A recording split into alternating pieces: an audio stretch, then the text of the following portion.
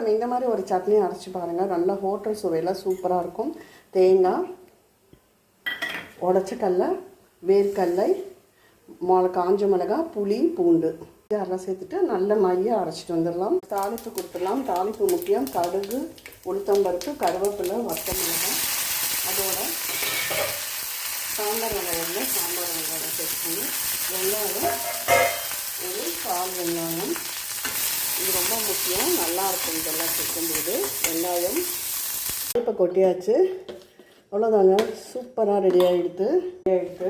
இதை நல்லா சுட சுட இட்லியோட பரிமாற ரொம்ப அட்டகாசமாக இருக்கும். கண்டிப்பாக இந்த சட்னி நீங்கள் ட்ரை பண்ணி பாருங்கள். கூட 2 இட்லி போகும்.